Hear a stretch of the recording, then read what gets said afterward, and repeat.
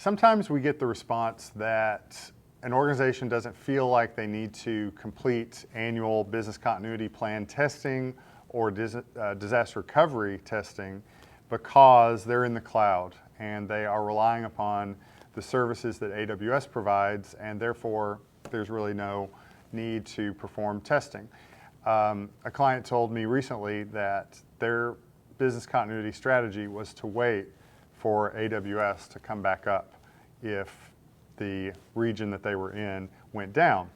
And that's not a good strategy, and we're really kind of missing the point of the test, because you have to consider scenarios that could impact your business. This would come out of your risk assessment process that you complete. This would come out of your business impact analysis that you complete. You would identify scenarios that could potentially harm your business in the terms of costs or regulatory fines or embarrassment, lack of contractual fulfillment to your clients.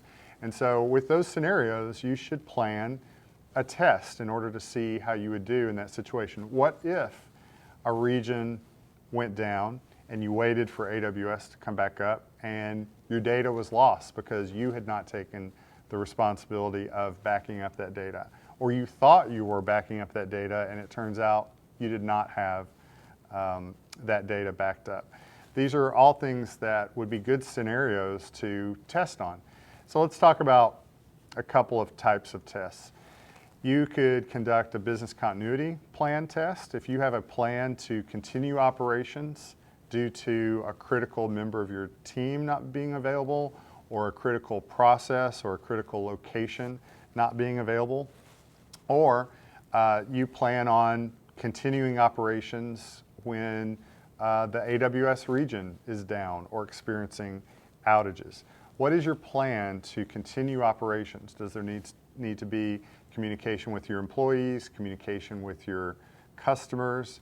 Does there need to be some type of alternative method of delivering your services? Those would all be great examples of a test of your business continuity plan. When it comes to testing disaster recovery, you are testing your procedures to actually restore from a disaster. So you've had an outage, a hacker has breached your environment, they have destroyed information, an employee who's disgruntled has deleted files that you didn't want to be deleted, they've tried to damage systems. We've heard stories about disgruntled employees going in and deleting virtual machines from environments. And so how do you restore from that? How do you recover? Those would be good tests of your procedures, and also good tests to determine if your data in your backup is actually there.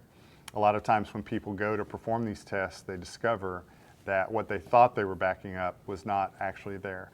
And so if you're not performing data backup, if you're not managing your versions in a proper way, you don't know where to go back and find what you need in order to restore to the recovery point that you have identified in your risk assessment or your data backup strategy. So those are a couple of types of tests that you should be performing, not only for compliance purposes, but for the overall health of your organization.